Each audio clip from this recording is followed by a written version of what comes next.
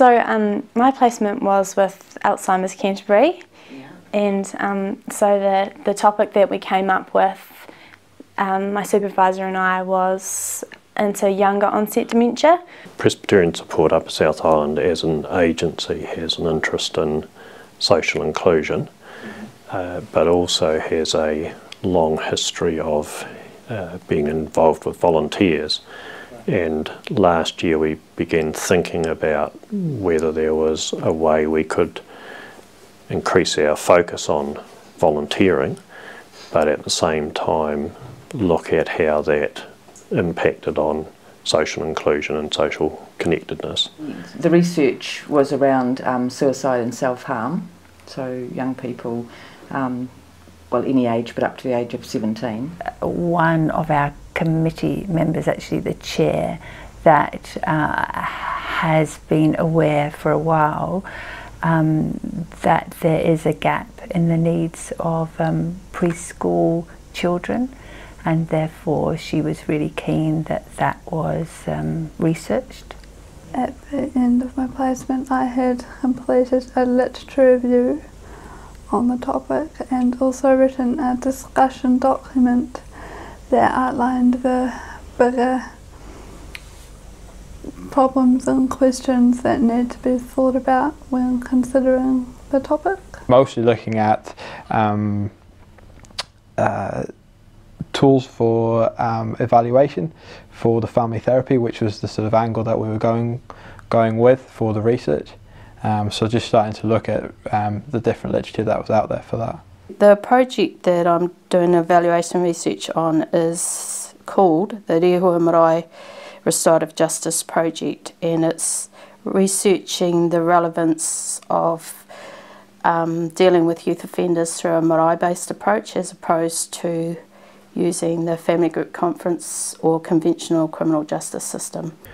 Two things. Probably the first thing was kind of over the last few years sort of percolating an idea of, within where I currently work, about developing or seeing that we have all this research data that that sort of comes through the door and goes out the door, either in people or in sort of hard data.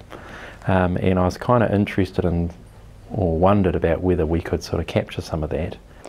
My major piece of research was doing the research design for the oral histories for Lifeline and their counsellors' experiences of working in an earthquake environment.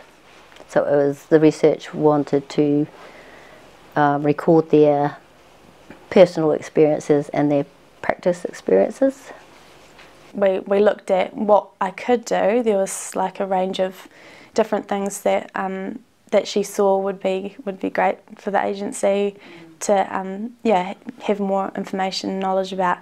And the younger onset dementia really caught my interest. That was something that I was interested in. And as I looked into it more, there is a big gap in research within the area. We decided that the best thing would be to look at the training within child, youth and family, and so how it can kind of benefit the organisations. I was involved in gathering gathering the volunteer data that the organisation already had, but it sort of existed in lots of different areas and in lots of different formats, so kind of correlated all of that. I managed to collate that information and analyse it, and then look for the current themes and what came out, and then do some recommendations for Sue out of that. I think the main goal of that particular placement was just to set up the question and to start thinking about how we were going to gather the evidence. So Mel did a bit of work around developing some questions. A lot of our evidence that we provide to the ministry is all quantitative, it's all stats. But we also were quite interested in what the qualitative aspects of the evidence could be, particularly around whether or not our families, children and families, were interested in mentoring by itself or a residential facility by itself, or whether they wanted a combination of the two, and why. I mean, I can't think of a a place with a social work portfolio that wouldn't have some evaluation or research that wouldn't be fantastic to have.